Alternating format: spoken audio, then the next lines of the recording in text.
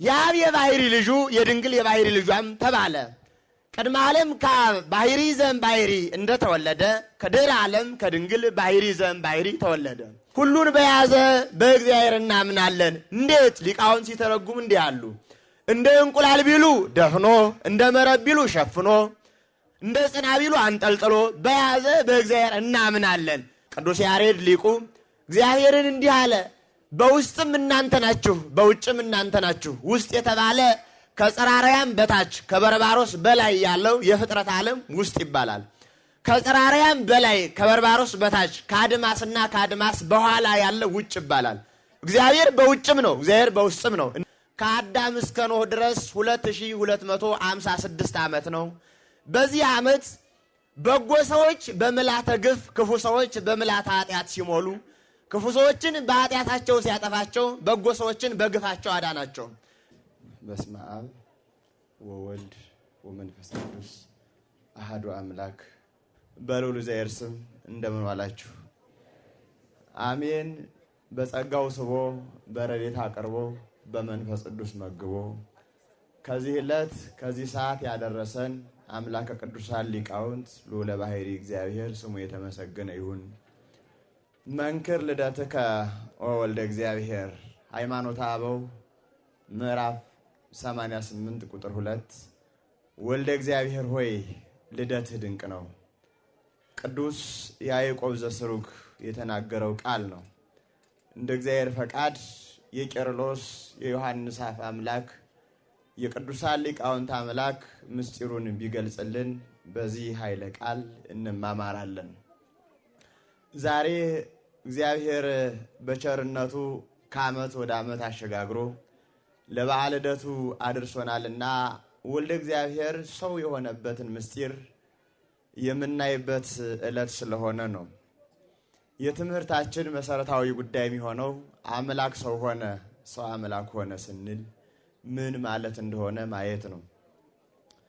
ቅዱስ ያዕቆብ ዘስሩግ መንፈስ ቅዱስ የሃድር ላዕሌኪ በልጽህና ወኃይለ ልዑል ይጼልለኪ በፍስሐ ወለብሰ አልባሰ በከርስኪ ንጽሕት ድንግል ማርያምን ባወደሰበትና ስጋዌን በተረጎመበት አንቀጹ በንጽህናሽ ምክንያት ማኅደረ መንፈስ ቅዱስ የአብ ማደሪያ የወልድ እናቱ ሁነሻልና ብሎ እያወደሰ ሲሄድ መንክር ልደትከ ወወልደ እግዚአብሔር ወልደ እግዚአብሔር ክርስቶስ ሆይ ልደትህ ድንቅ ነው ይላል።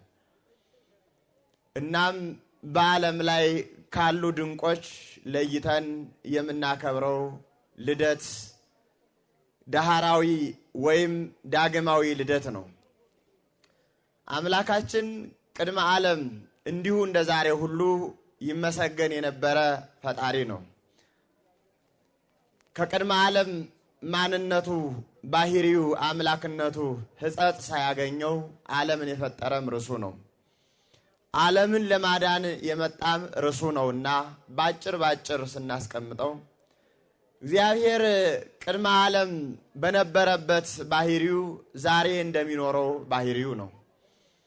ዓለም ሳይፈጠር የነበረ እግዚአብሔር ነው። ዓለምን የፈጠረም እግዚአብሔር ነው። ዓለምን ለማዳን የመጣም እግዚአብሔር ነው። በዓለም ላይ ፍርድን የፈረደም ራሱ ነው። እርሱ ሰብሮናል፣ እርሱ ይጠግነናል እንዳለ ነቢዩ እርሱ ስለሆነ ማለት ነው።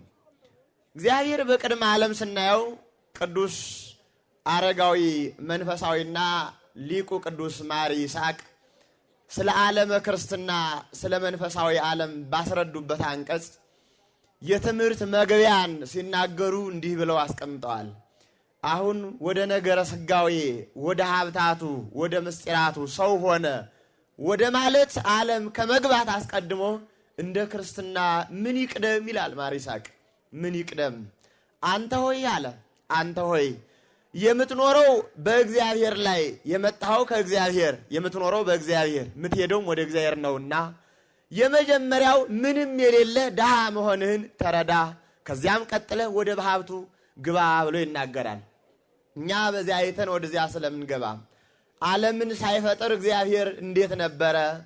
ቅዱስ ጳውሎስ እስመ ኢየሱስ ክርስቶስ ዘተማለም ወዮም ወከመ ውእቱ እስከ ለዓለም ኢየሱስ ክርስቶስ ትናንትና ዛሬ እስከ ዘላለም ሕያው ነው ብሎ እንደተናገረለት ቅድመ ዓለም የነበረ አምላክ በአጭር ምሳሌ ስንገልጸው ከዚህ ተነስተን እስከ ጽርሐ አርያም ብንፈልግ ከጽርሐ አርያም በላይ ፍጥረት የሌለበትን ዓለም እናገኛለን። ከጽርሐ አርያም በላይ ማን አለ ብንል ምንም የለም። ምንም በሌለው የሚኖር እግዚአብሔር ነው። ከመሬት ከነሰን ወደ ታች ብንወርድ በርባሮስን እናገኛለን። ከበርባሮስ በላይ ምንም የለም። ምንም በሌለው የሚኖር እግዚአብሔር ነው። ከምስራቅ እስከ ምዕራብ ከሰሜን እስከ ደቡብ ተመላልሰን አድማስና አድማስን ለግተን ከአድማስ በኋላና ከአድማስ በኋላ ብንፈልግ ምንም የለም። ምንም በሌለው ላይ ማንን እናገኛለን? እግዚአብሔር ነው። ዓለማት ዓለም ሥላሴ ዘአልብክሙ ዓለም ይላል ሊቁ። ዓለም የሌለው ዓለም እግዚአብሔር ነው። ሰው በመሰረት በዓለም ይኖራል። እግዚአብሔር በዓለምነቱ ይኖራል። በአፋኔ አንትሙ ወውሳጤኔ አንትሙ። ቅዱስ ያሬድ ሊቁ እግዚአብሔርን እንዲህ አለ፣ በውስጥም እናንተ ናችሁ፣ በውጭም እናንተ ናችሁ። ውስጥ የተባለ ከጽርሐ አርያም በታች ከበርባሮስ በላይ ያለው የፍጥረት ዓለም ውስጥ ይባላል። ከጽርሐ አርያም በላይ ከበርባሮስ በታች ከአድማስና ከአድማስ በኋላ ያለው ውጭ ይባላል። እግዚአብሔር በውጭም ነው፣ እግዚአብሔር በውስጥም ነው። እንዲህ እንደተባለ ናምን በአሐዱ አምላክ እግዚአብሔር አብ አሐዜ ኩሉ፣ ሁሉን በያዘ በእግዚአብሔር እናምናለን። እንዴት? ሊቃውንት ሲተረጉም እንዲህ አሉ። እንደ እንቁላል ቢሉ ደፍኖ፣ እንደ መረብ ቢሉ ሸፍኖ፣ እንደ ጽና ቢሉ አንጠልጥሎ በያዘ በእግዚአብሔር እናምናለን። ማን ነው እግዚአብሔር? ያ ነው እግዚአብሔር። አሐዜ ዓለም በሕራሁ የምትሉት ሊቃውንቱ ዓለምን በመሃል እጁ የያዘ ፍጥረት በያዘው ላይ መኖር አይችልም። ፈጣሪ በያዘው ላይ መኖር ይችላል። ካለመኖር ወደ መኖር ያመጣው እርሱ ነውና ሰማይን ከነግሱ ምድርን ከነልብሱ አምጥቶ የፈጠረ እርሱ ስለሆነ ታዲያ ይሄንን የፈጠረ እንዲህ የሆነው አምላክ ነው ዛሬ ልደቱን የምናከብርለት። ቅድመ ዓለም ክብሩ በባህሪው እንደቀረ አውቆ ሰውንና መላእክትን ስሙን ለመቀደስ ክብሩን ለመውረስ ፈጥሯል። ሌሎች ፍጥረታትን ለአንክሮ ለተዘክሮ ፈጥሯል።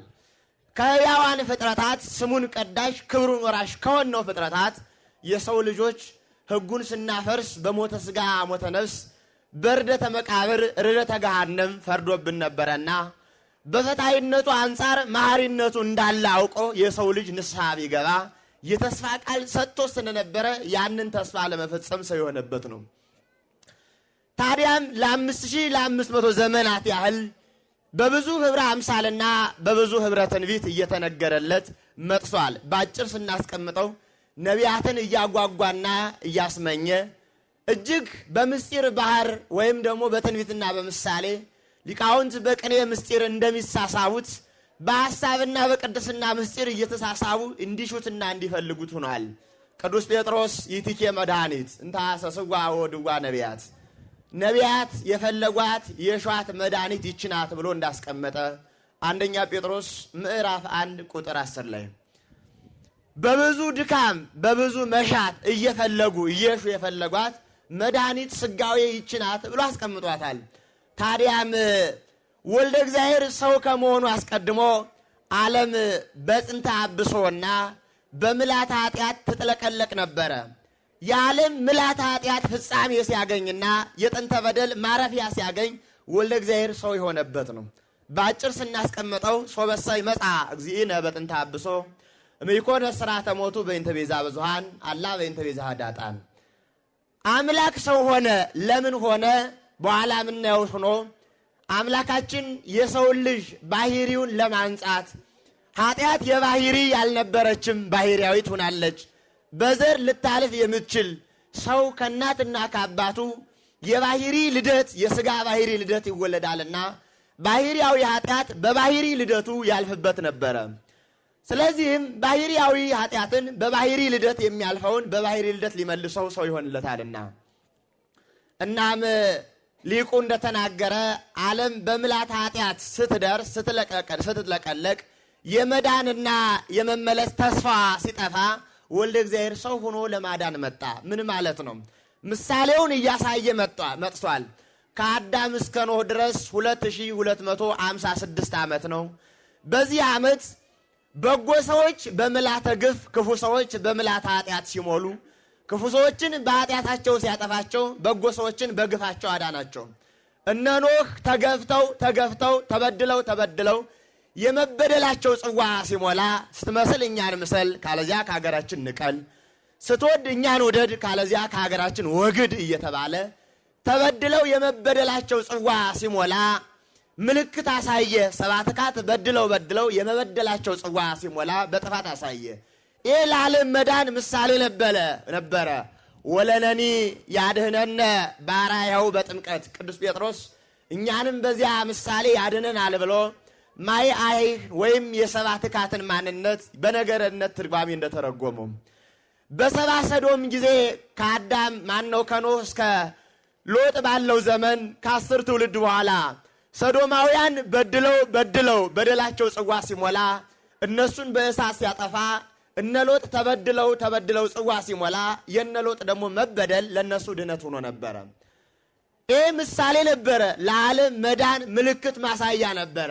ጥንተ በደል በምልዓተ ኃጢአት ሲጥለቀለቅና ሲደርስ የዓለም ድነት የሚከናወነው በዚያ ስለሆነ በኋላም እስራኤል ዕብራውያን ወደ ግብፅ ወርደው ለ430 ዘመን ያህል በግብፃውያን ተገፍተው ተበድለው መበደላቸው ጽዋ ሲሞላ ግብፃውያንም በድለው መበደላቸው ጽዋ ሲሞላ የግብፃውያን በደል ግብፃውያንን ሳጠፋ የእስራኤል መበደል እስራኤልን አዳነ። ይሄ ለክርስቶስ መምጣት ምሳሌ ነበረ። እናም በምልዓተ ኃጢአትና በምልዓተ ግፍ ቅዱሳን ነቢያት፣ ቅዱሳን አበው ጻድቃን ሕጉን የጠበቁት ሁሉ ተበድለው ያለ በደላቸው በዘር ሐረግ ምክንያት ሰው በመሆናቸው ምክንያት ወደ ሲኦል ወርደው 5500 ዘመን የጨለማ መጋረጃ ተጋርዶባቸው ተበድለው የመበደላቸው ጽዋ ሲሞላ እንዲሁም አጣን ደግሞ በድለው የበደላቸው ጽዋ ሲሞላ የአጣንን አለመዳን የጻድቃንን ጩኸት ሰምቶ ሰው ሊሆን መጥቷል ወልደ እግዚአብሔር። እንዲያ ከመሆኑ አስቀድሞ በብዙ ህብረ አምሳል ይናገር ነበረና ነቢያትም እየተቀባበሉ አሁን መጣ እያሉ በብዙ ጉጉት ይፈልጉት ነበረ። እንዴት ይፈልጉ ነበረ? አንዱ በበግ ሲገልጸው፣ አንዱ በአንበሳ ሲገልጸው፣ አንዱ በጸምድ ሲገልጸው፣ አንዱ በነበልባል ሲገልጸው፣ አንዱ እንዲሁ በቢሲ በበጎ ሰው ሲገልጸው ይመጡ ነበረ። ምሳሌም ለመናገር በአጭር አንዱን ለማሳየት ያህል በኦሪት ዘፍጥረት ምዕራፍ 18 ቁጥር 1 ላይ ያለው ሊቁ ቅዱስ ያዕቆብ ዘስሩግ የአብርሃምን ሕይወት እንደተረጎመ አብርሃም እንዲህ አለ፣ 3 ቀን እንግዳ ካላየው አልበላም ብሎ ሰነበተ። ዮሐንስ ማነው ቅዱስ ያዕቆብ ዘስሩግ እንዲህ ይለናል፣ ምንትኑ ነግድ ዘይሐሰሱ አብርሃም ይፈልገው የነበረ እንግዳ ምንድን ነበር ይላል። 3 ቀን ጾሙን አደረ፣ እንግዳ ካላየው አልበላም ያለው ነግድ ያለው ወልደ እግዚአብሔር ክርስቶስ ነው። የዚህች ዓለም እንግዳ ነውና 3 ቀን ያለው ዘመነ ሕገ ልቡና፣ ዘመነ ሕገ ኦሪትና ዘመነ ወንጌል መድረስ ነው። 3 ቀን ጾሙን አደረ ማለት ረሃበ ነፍስ ጽማ ነፍስን መናገር ነው። በ3ኛው ቀን ድንገት 3 ሰዎች ከዛፉ አጠገብ ተቀምጠው አንዱ ከግንዱ አጠገብ ተቀምጦ አየ። አብርሃምን እየቸኮለ ሄደ፣ ቤት የግቡ አላቸው። ከግንዱ አጠገብ አንዱ ጀርባውን አስጠግቶ የተቀመጠው ወልደ እግዚአብሔር ነበረ። በኋላ ዘመን በመልዕልተ መስቀል እሰቀልልሃለሁ እያለው ነበረ። ወዲያው እየጓጓ አዝለህ ግባን አሉት። አዝሎ አገባቸው። የታዘለ ወልደ እግዚአብሔር ነው። አብ ለአጽንኦ መንፈስ ቅዱስ ለአንጽሖ ወድ ለለቢሰ ሥጋ የሚመጡትን ማሳያ ምልክት ነበረ። ያንን ከቤቱ አገባቸው፣ ከድንኳኑ አሳረፋቸው። ሳራን 3 መስፈሪያ ዱቄት አምጪ አላት። 1 አድርጋ ጋግረሽ እንድታመጣ ነገራት። ጋግራ አመጣች። ሎሌውንም ስጋውን አርዳ አጎራርዳ አምጣ አለው። አመጣ። ህብስቱ ተለውጦ ስጋ ወልደ እግዚአብሔር በህብስት እንደሚቀርብ በቤተ ብርሃን አሳየው። እንዲህ አድርጎ አመለከተ። እነ ዳዊት እንዲህ አለ እየጓጓ እነሆ ወርቀ ዘቦ የለበሰች ግምጃ የተጎናጸፈች ንግሥት ስትወጣ አየሁ። መልክ ደም ግባቷ ያማረ ነው፣ ንጉሡ ይፈልጋት ነበረ ሲል የለም አሉ ሌሎች ነቢያት። እነሆ አንበሳ ከገዳም ሲወጣ አየን፣ እየተጎማለለም ይወጣ ነበር ሲሉ ሌሎች ነቢያት ደግሞ የለም በቀራንዮ ተሰቅሎ ስጋውን ሲቆርስ ደሙን ሲያፈስ አየሁ ያለም አለ። ዳዊትም ዘወር ብሎ የለም በቤተልሔም በጎል ተጥሎ በጨርቅ ጠቅሎ ሲያለቅስ ሲያነጥስ ሰማሁት ያለም አለ። እንዲህ እያሉ እየተሳሳቡ ሲደርሱ ቀን ሲደርስ አምባ ይፈርስ እንዲባል የእግዚአብሔር መልአክ ቅዱስ ገብርኤል ሁር አብሰራ ለወላዲቴ እናቴን አብሰራት ብሎ ነግሮት ሊያበስራት መጣ። እንዘ አመሃ መልአክ በነገረ ማርያም እንደተጻፈው የእግዚአብሔር መልአክ እጅ እየነሳ እየሰገደ ከደስታው ብዛት ከሊባኖስ ተራራ ወደ ሊባኖስ ወደ ሳኔር ተራራ እየተመላለሰ ከዚያም በኋላ ባጭር ታጥቃ ገንቦ አነጥቃ ውሃ ቀርታ ስትመለስ ቃል ሥጋ ሆነ እያለ አብስሯታል። ድንግልም ተከራክረዋለች፣ እሱም መልሶላታል። ያን ጊዜ ቃሏን ምክንያት በማድረግ ተስዕለ በጥንተ አካል ዘይተዋሃድ ቃል ምስለ ሥጋ ቃል ከሥጋ ጋር በተዋሃደ ጊዜ ሕፃናት በሚጸነሱበት መጠን፣ ሕፃናት በሚሳሉበት መጠን፣ በሕፃናት መጠን በማኅፀነ ድንግል ተቀረጸ ተሳለ። ወይ ተሳተፎ መኑሂ በፈጥረ ሥጋው ሥጋውን ከፍሎ በመዋሃድ ማንም አልተሳተፈውም። ድንግል ማደሪያው ሆነች። ከእርሷ የነሳው ሥጋው ግን ባሕሪው ነው የሆነው። ባሕሪ ድንግል ባሕሪ እግዚአብሔር ነው። ነገር ግን ባሕሪዋ ባሕሪ ነው ስንል ከእርሷ የተከፈለው አካል ሥጋ ነፍስ እርሱ ባሕሪው ነው። ቅድመ ዓለም ከአብ አካል ዘእም አካል ቅዱስ ጎርጎርዮስ ዘኑሲስ እንደተናገረ ይትስስሎቱ አበ በዲበ ምድር ወእመ በሰማያት ለሰማያዊ ልደቱ እናት ለዳህራዊ ልደቱ አባት አለው አትበሉ ብሎ እንደተናገረ ቅድመ ዓለም በቀዳማዊ ልደቱ ከአብ አካል ዘእም አካል ባሕሪ ዘእም ባሕሪ ከባሕሪ አብ የተገኘ ባሕሪ ወልድ ከአካል አብ የተገኘ አካል ወልድ ፍጹም አካል ቅውም አካል አብ ምሉ ዓለም ነው። ወልድም ምሉ ዓለም ነው። መንፈስ ቅዱስም ምሉ ዓለም ነው። ያልሞላበት የማይኖርበት የለም። እግዚአብሔር አብ ምሉ በኩለሄ ነው። እግዚአብሔር ወልድም ምሉ በኩለሄ ነው። እግዚአብሔር መንፈስ ቅዱስም ምሉ በኩለሄ ነው።